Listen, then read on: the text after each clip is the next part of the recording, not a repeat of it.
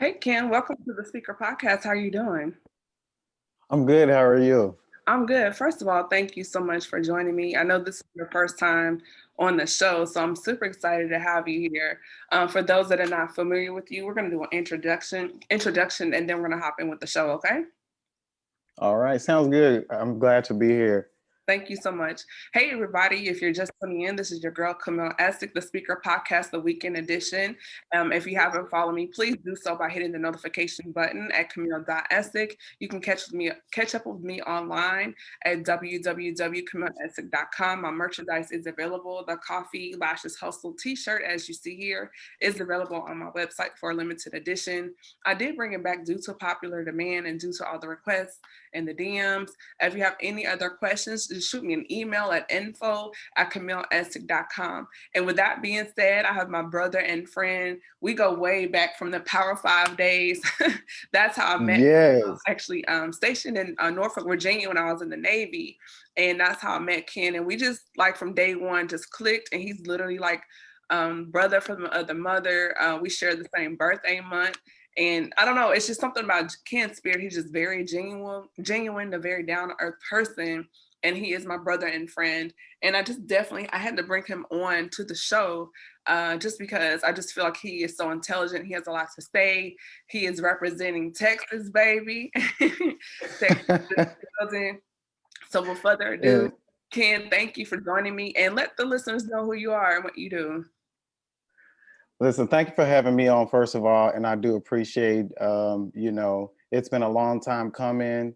Our friendship, like you said, our friendship just got kind of go way back. Going into 7 years. And, it's been seven. Jeez. It's been 7 years. So it's been a while. But I am Ken, the model. Um, hey, I've been doing this thing for about 10 years now. So we'll dive deep into it. I won't go too far ahead of myself, but yeah. So for those that are not familiar with you, let's start there. Like, what was your inspiration getting into the fashion industry? Who did you look to, or when did you even figure out like, hey, this is something I want to do? So me getting into the fashion industry kind of stemmed from when I was a child. So I used to, as I sat back and watched TV, I saw myself on the TV screen, whether that had been a camera or, behind a video camera. I'd sit back and watch the Huxtables, and that's something that I've always prided myself behind. So I wanted to be like one of those Huxtables, representing the African American community in the industry.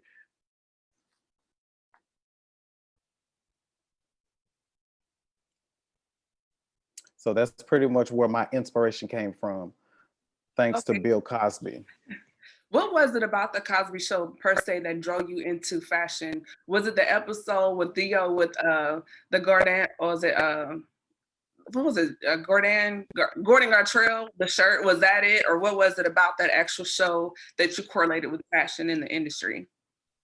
So it was like it was a cross between um, crisscross, the hip hop, what they used to wear back in the day.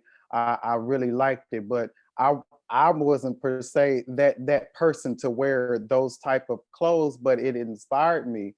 So I the episode that I love the most, which is every episode, I love it when they did their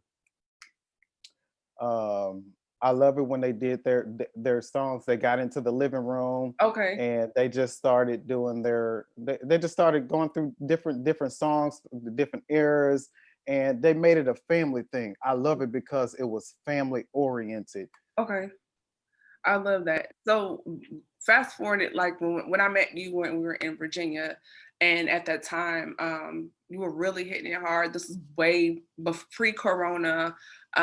We worked together with Sylvia Robinson. I was a makeup artist doing one of her fashion shows, and there's a lot that happens behind the scenes. So with you getting into the fashion industry and having different avenues and venues open up to you, overall as a whole, Ken, what do you feel like was your greatest struggle, or just navigating that industry, what was the hardest thing for you, just being a model in the industry? Yeah, so navigating the industry is extremely hard, especially if you are freelance. So I'm actually a freelance model. So that navigation in itself was extremely hard. You always have to be on top of your things. The internet became my best friend. So on all of my social media networks, I had to do a lot of searchings for different castings. I had to um, look for different casting calls on different websites. I even have to plug myself into some of these different websites, like allcastings.com or Model Mayhem. So it's a part of branding. So with freelancing, you're doing all the work yourself. So that was very hard. But I when I moved to Virginia is when I finally started that journey. So the journey began in 2010, but the journey really didn't go off road until 2013 when I moved to Virginia up into that East Coast area. So that's when things really began to be fluent for me. Okay. Yes, I've done all of that work. The pre groundwork is what I had to do. So that I would say that is the hardest thing to do as a freelance model. I If I had to do it all over again, I would say that I would actually look for an agent. Okay. But there's nothing wrong with being freelance, but it just makes it that the work that much harder to do. And what do you feel like is the number one thing that you didn't know you wish someone had told you as you navigated these industries? Was it headshots, photography, website? Like what are some of the things that people don't know about the industry just in promotion alone or just doing the go sees? What those that are looking to become a model or get into that lane period? So yes, it was always the headshot, your comp card, your lookbook. So these were three things that you definitely have to have. And when I first started, I really didn't know that I had to have those three things pretty much on me. If you don't have the comp card, you got to have your portfolio. And what So is a comp card portfolio for those is that are not familiar with that? so a comp card is nothing more than a business card. Okay. It includes three different looks and shots, different styles, however you choose. But it includes you. It's about you. So it's your email, how to get in contact with you, and then just three different looks all around. So that's your comp card, Okay. and then your portfolio. You can carry those two things on you. It's either one or the other. Your portfolio is nothing more than your lookbook, from different shots that you've taken with different photographers, or it could be the same photographer. But you definitely want to be very versed in what you do in the industry, so that way that you won't be overlooked for different castings. Okay. And then I guess my question is like going into the industry, there's always different looks. Maybe there's how can I say looks or fashion images that you may not agree with, but the designer or the coordinator of the show, the designer primarily that's putting the show together, how do you deal with that conflict if maybe it's like something you're not comfortable wearing or a situation you're like, I don't know, but the designer's like, hey, this is my vision. How do you deal with that conflict of interest or even the vision of a particular look in a situation within the let's say a fashion show? So one thing that you really have to do is take self out of the equation, because I'm not there for me. I'm there for the garment or whatever the fashion designer is selling. So that's number one. Take yourself out of the equation, because it's not about you. It's really about the garment. And so I've been there, right? I've been there. So I've been there to where I had a complete conflict of interest of wearing something that I did not want to wear. However, I had to realize I realized that it wasn't about me. It's about the garment. I'm merely here to sell the garment. But do you And have so that's how boundaries? you You know what I'm saying? Like, is there a line that you won't cross to say, knowing when you say to say no, like if you're with a photographer and you're really feeling uncomfortable and that voice is going like, hey, eh, you know, like how do you deal with that? so there is a line drawn, right? So we know that line drawn. I'm not. number one, let's be really frank about, different things. So I'm not shooting nude for anyone, right? um I'm maybe unless it's Sports Illustrated, but other than that, I'm not doing a nude shoot, because I'm going to feel uncomfortable with that. I'm not selling sex. Let's just be real about the Right. situation. So these are sex sales, or is like in number one. So I'm going to feel uncomfortable because I'm not selling sex. I'm not going to a, a, a porn magazine. That's not me. Right. So yes, I'm going to feel uncomfortable. And Mhm. so when you're in a predicament like that, you then remove yourself from the situation. Mhm. Now I can tell you that on my Facebook, I follow, different things in different in Houston and even in Virginia. Mhm. There are some things on there that I would not dare do. Mhm. I've seen it, and there were some things that came up to me that was questionable, Right. and so no, I did not do it. So I didn't put myself into that particular situation. So know what you're getting into before you actually get into it. Right. So yeah, you have to do your research because everybody's not out to help you become successful. They're out just to make you a mockery. Mm. There are some people like that. So you have to be very careful about who you connect yourself with. Okay, that's a very good point. And going into that, we still, as people of color, we fight for space, we fight for representation. We're overcoming images, stereotypes, toxic masculinity. So for you, being a man of color and a Black man, um, how do you feel about representation in the industry? We see cultural appropriation all the time when we hear stories, from Walk Aware, Dapper Dan, Misa, and how our looks from the beginning, things that we created that's a part of, the backbone of this country as far as fashion, and then it's taken from us and then it's whitewashed. So let's start with just first the importance of representation within the fashion industry. So representation, and I feel like is very short in the industry um, for us as Black Americans, or African Americans, or Black, however you want to present yourself, or people of color. So there's a very short representation there, and me per se, I find it very hard to come up against, some males in the industry. So I've been to several casting calls, and so here representation, and here is the toxic masculinity of it all. It's going to go hand in hand. So going to different casting calls, like when you're asked to take off your shirt, different designers. I have modeled underwear before. So that's as far as I've modeled swim bikinis before. So I've done that. And so a part of modeling, that is, you obviously you have to take off your shirt. Yeah, I mean, you have nothing on but your underwear or your swim trunks. So looking at other men, other men, um body types, right? So body types, body builds. So that can into effect, that can affect your masculinity.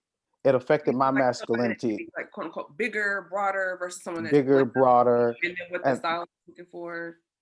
correct. Is there And body so shaming in the industry? Like, is there body shaming? there is body shaming. It is still in the industry. Okay. Maybe not as big as it was maybe 5 years ago, because change started happening within the industry. So you have plus size models. Let's Mhm. look at Ashley Graham. She's plus size model. But she's been a plus size model for a very long time. Yeah. But let's go, but digging into African American.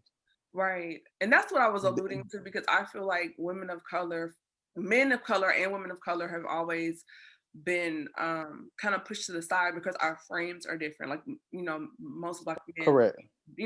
bigger behinds, thicker thighs, broad shoulders. Like most Black women were curvier, we have smaller waists, we have bigger booty, behind thighs, butt, waist.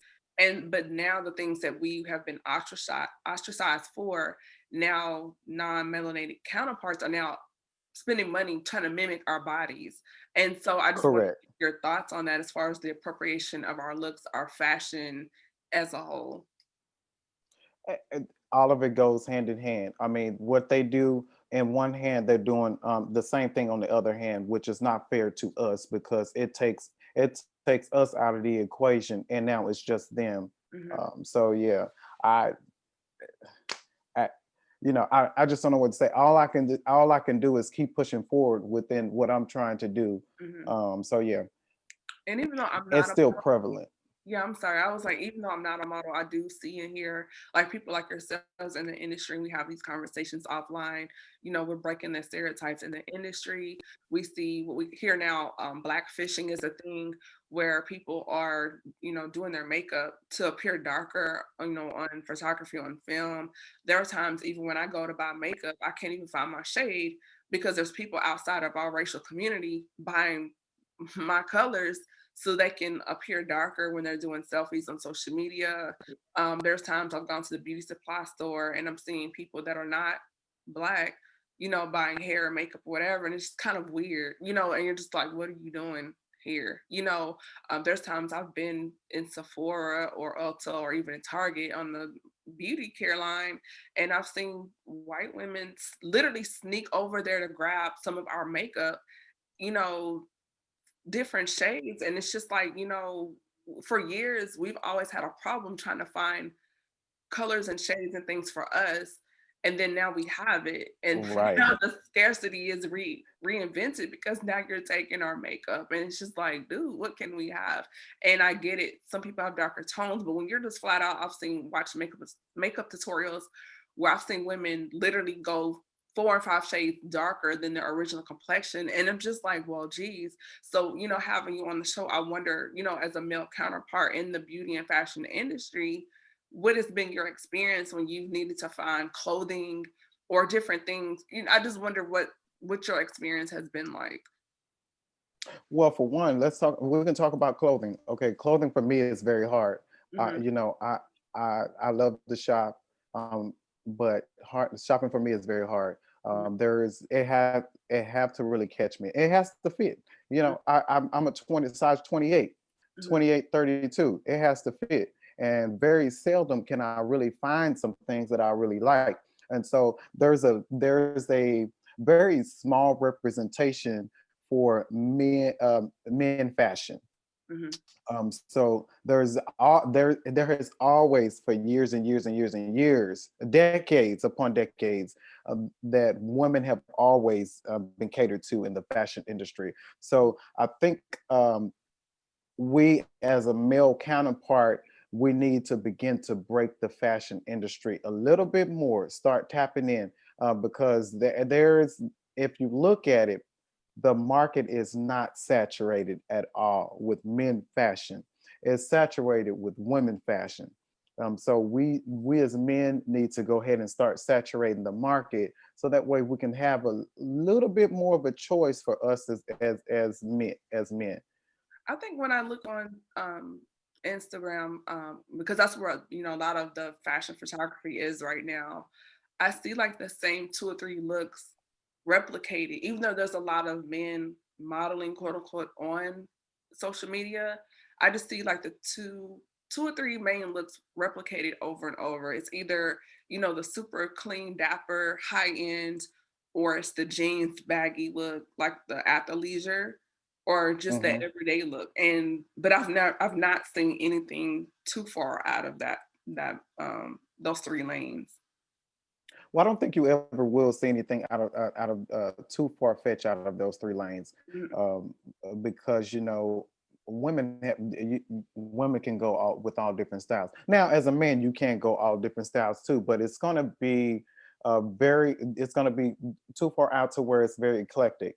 Mhm. and very artistic. Now there are some very artistic fashion designers out there that does things differently.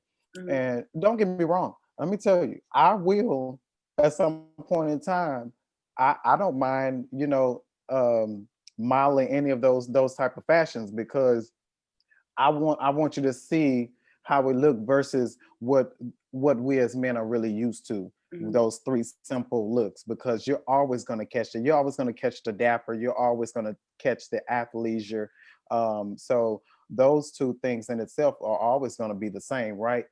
It may be like different styles, especially when you come to a suit.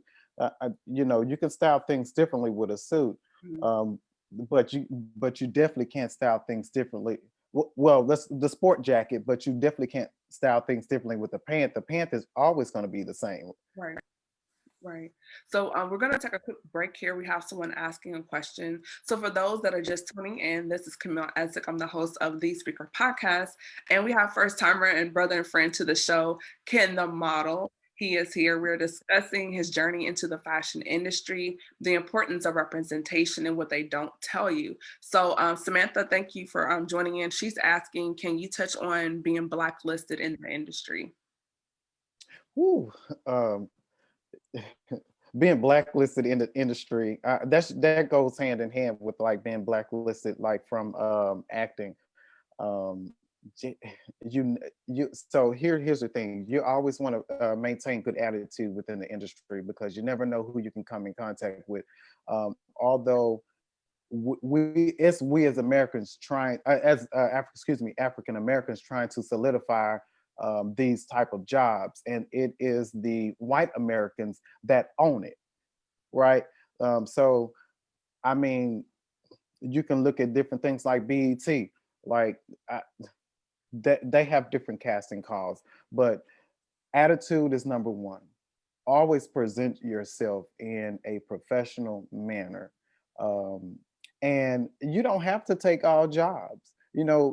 People take these jobs not knowing how much they pay, or they go in wanting more than what they should get. Right. So that's where a lot of your blacklisting comes in at in the industry.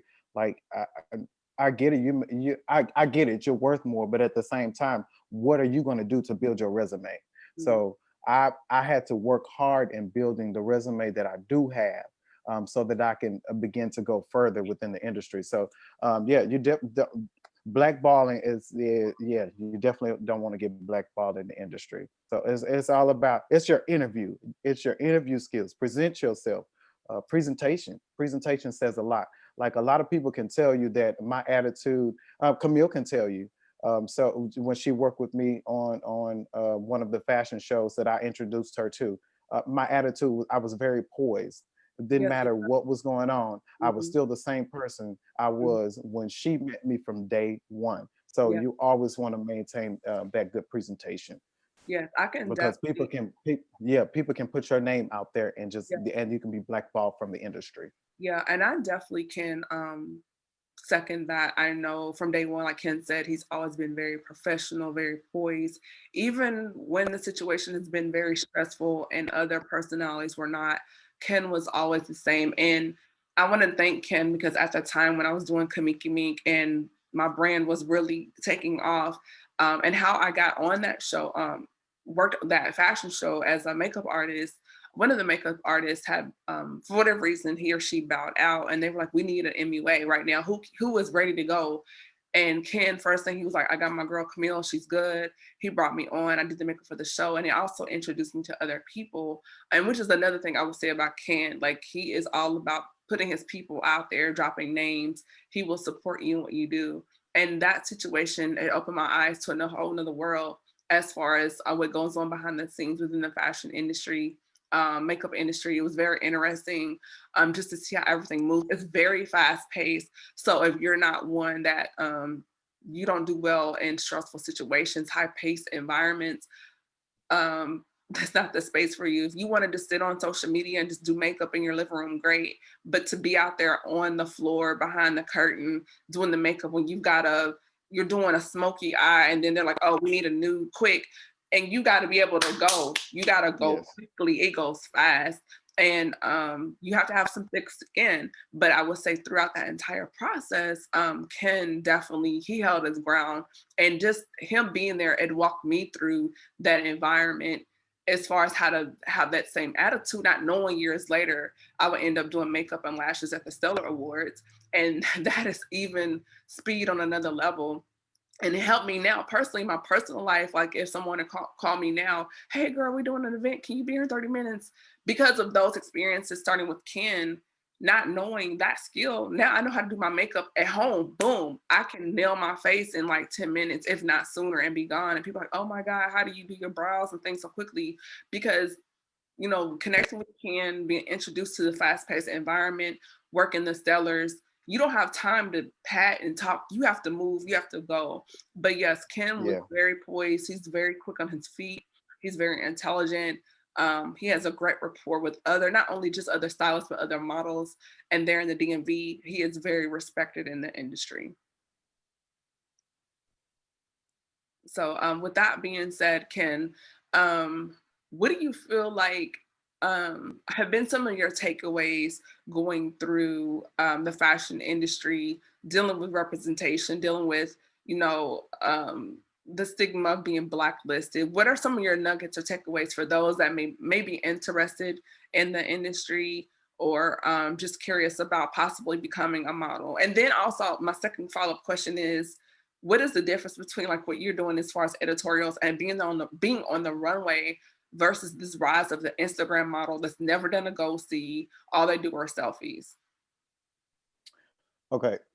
So let's go to the first question. So with the representation and things like that. So um, what I would say to that person, check out agencies. Check out agencies. I would not recommend you do freelance modeling starting out because it can take a while for you to kind of get yourself established. So check out agencies. Be aware of things like people charging you to do certain things. Like there should never, if they want you, they want you. Mm, They pay for you. You don't pay for yourself, mm, right? So you have to look out for things like that. Um, Next, just be sure you have your ducks in a row. Um, Go take some shots with a photographer. Headshot, body shot, full body shot. Your headshot is going to be that photo that's going to probably land you that one big contract. You just never know. So yeah, headshot, get your comp card, and also just start your portfolio.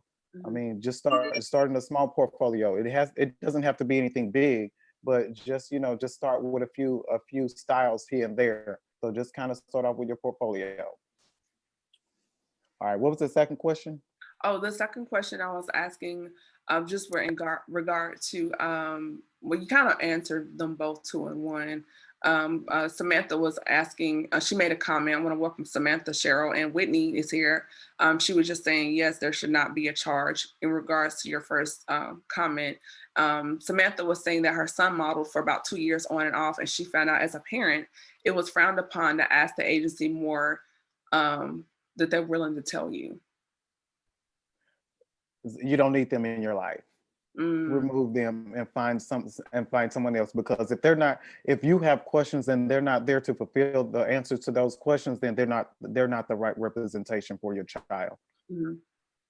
Okay, thank you. And Samantha, thank you for putting that out there. And just one more thing before we wrap up, um, Ken, as far as going through the process of the journey into fashion, being a model, what do you say has been your greatest victory just in that process? Ooh, my greatest victory has been meeting uh, networking with so many different people, networking. networking with, I'm gonna say networking with you. I've met some great people along my journey, Mm, and it has, you know, it has cultivated me into the person I am right now. mm, um, the person that's still pushing to strive to make, to, you know, get that, land that next contract. And I don't have to do runway. It could be print, it could be commercial, mm, and that, you know, so it still has helped me continue my road, on to finish my, to complete my journey. mm, So, you know, I've met people like Sherry Shepherd. I've met, you know, one of the housewives of New Jersey. mm. I met a young lady from, that was on Tyra Banks' Top Model. You Okay. know, so I've met some great people in the industry, and it I don't take it for granted. I Right. love the road that I have been on. I love the experience, and even though I'm not up on that top tier with some of these people yet, I Mm. will be. I love that attitude. I love it. Do you feel that the quote unquote Instagram model, do you think it's been too easy for them because they're not having to do the go sees, they're not having to do these portfolios because everything is right here on the phone? How do you feel about like quote unquote old school modeling in that process versus the rise of the Instagram model? So how do I feel about that process? You know, I wish we had it like 10 years ago.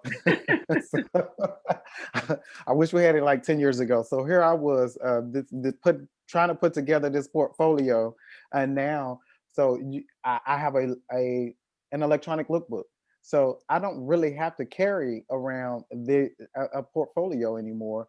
I can just create an electronic lookbook. Mm, So I don't have anything against Instagram models, but let me just tell you, when you put in the work 100%, 100% putting in the work, in the end, I'm still going to get 100% back. So I my road is going to be my 100% back. So I'm still going, getting that journey in.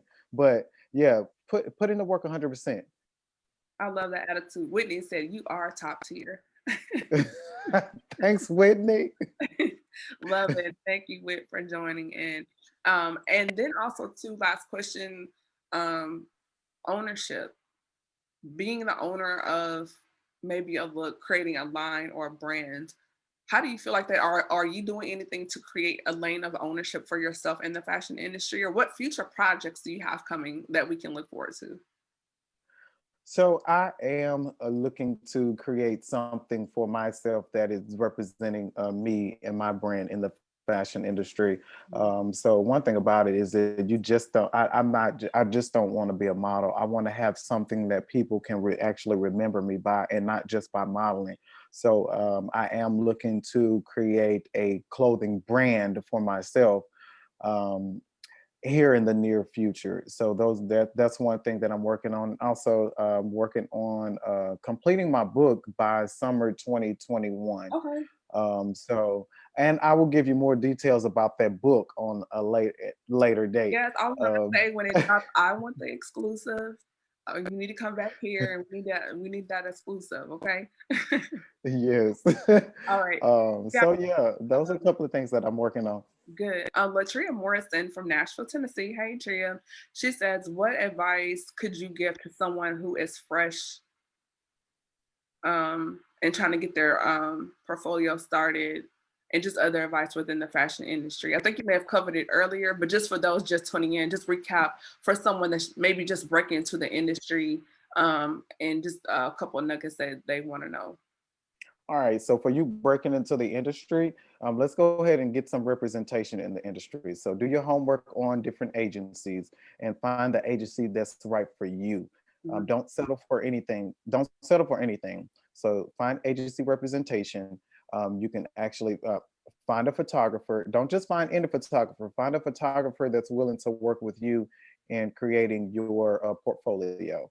Um, and then another thing, website is going to be important too. I mean, so it's okay for you to have your Instagram, but it's not okay for you to have an Instagram that doesn't support your brand.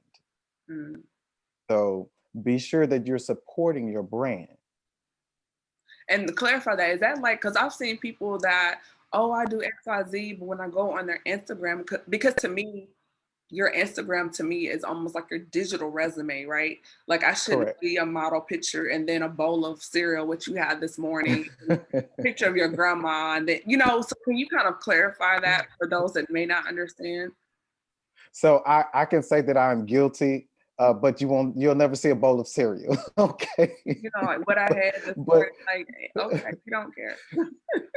but but I'm guilty of that. So as a part of rebranding myself, I'm working on creating a separate Instagram account or just deleting those pictures that doesn't support the Cleaning brand. stuff, Right? yeah. You can start a new Instagram account. I mean, you can toggle between the two now. With technology is so great now, you can start toggling between Right. different accounts now. So you don't really have to log out of one just Right. to log into the other one. Yes. So yeah, so technology is great, but support your brand by ensuring that you have things that are being very supportive of that Mhm. brand. And even with the Instagram profile, being clear on who you are, what you do, because that profile is a snapshot. People need to see when they look at your profile. Okay, this is Camille. Okay, podcast, her links, contact information. Because I've seen some profiles and the page may be popping, but you're scrolling because people, most people spend, I think they said, no more than 5 seconds on an Instagram page unless it really grabs them. They're gonna, scan, Correct. and if that profile is not grabbing, they're on to the next one. Right. So just to piggyback off of that, Instagram. Let's go with Instagram because I was actually doing some changes on, my Instagram profile itself. Um, so I mean, it's your elevator pitch. Let's be real. Yeah. So just because we're not physically together, Mhm. we are together in this digital world. So that's your elevator pitch. So And what are you going to up do to or sell down, yeah. yourself? Hmm. And they only give you so many keystrokes to put Yeah, in. If you go over that amount, you're very limited on what you can say. So that's why I call it your profile is your elevator pitch. I love that. I love that. So when people, particularly within your industry, um, pictures that are vibrant, clear, crisp. I've seen people, not even just in the fashion industry, but in any industry that they want to be associated with, whether it's the culinary industry, the makeup industry, and I'm seeing these selfies and there's pictures of food and the picture's not clear, it's not vibrant, it's dark, and the picture's blurry, or you're taking a picture of your makeup and the colors are not vibrant, or with fashion, it's just you in the mirror with the phone. Like, can you kind of explain, okay, yeah, this is a selfie versus this is a photo that needs to stand out, needs to pop? Because when you look at the psychology of social media, pictures need to, people look with their eyes, they eat with their eyes, they shop with their eyes. Correct. So it needs to grab, right? Yeah.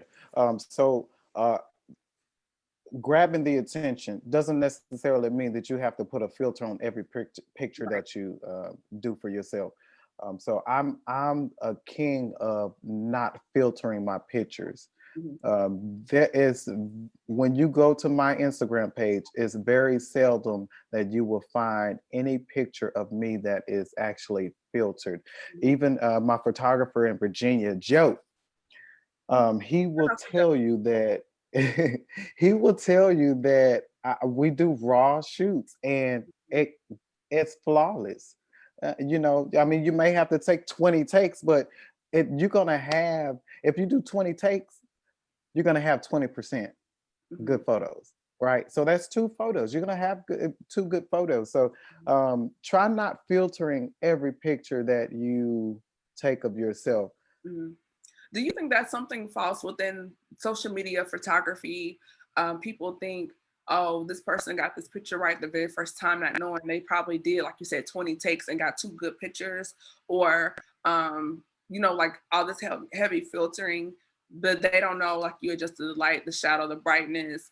You put a vignette on Yeah. it. Like people, I think that's something people don't realize. And to get those pictures, what are some things people need to know when to get the flawless retouched photo, which I feel like it doesn't exist. I've seen your photos, they do look great, but I think a lot of people quote unquote touch their pictures before they put it out there on social media? Oh yeah. So one way to get a great picture is your light. Your lighting has to be flawless. I mean, it's okay to reprogram to get a good light. To get good light, because that's going to be your number one. You can't take a picture in the dark because it's going to be dark. Yeah. So light is always your best friend. I So do mean, you even prefer if you want, natural light or ring light? both can be both can be great, but your natural light is going to be better. Hmm. Why do you feel that is?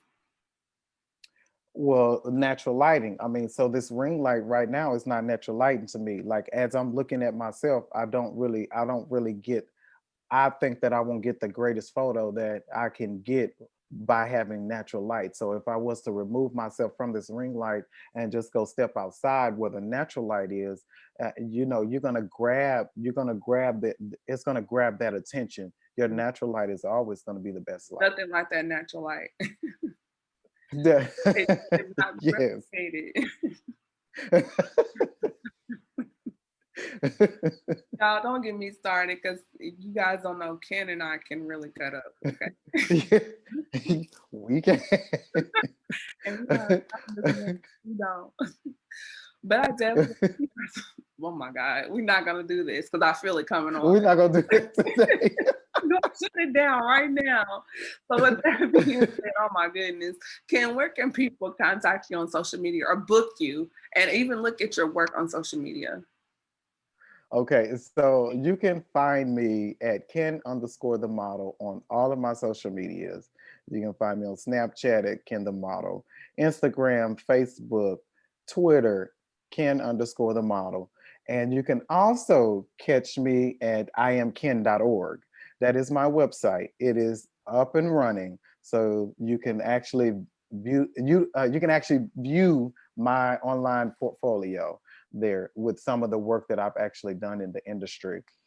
So, and coming soon, there will be some videography going on. I will actually be doing a monologue to break into the acting industry. So we're gonna put together a little 2-minute monologue. So and that's gonna be my demo reel for to send out to different castings for acting. I love it. I definitely want to bring you back to the show. You dropped some jewels and some things I didn't even think about. It's been a pleasure having you here, Ken. So thank you for joining me. So thank you for having me. Jalen said, great combo. Hey, Jayla. Yeah, it's our other brother, Jalen, brother from another mother. That's my other guy. Brother from another mother. I love y'all. Friendships. Yes, lifelong friendships. So, Whitney. yes, Whitney, that's my girl too. Great. So, everyone, I hope you got something from this episode of the Speaker Podcast. I'm your host, Camille Essick. And until next time, be blessed and have a great weekend. Bye bye.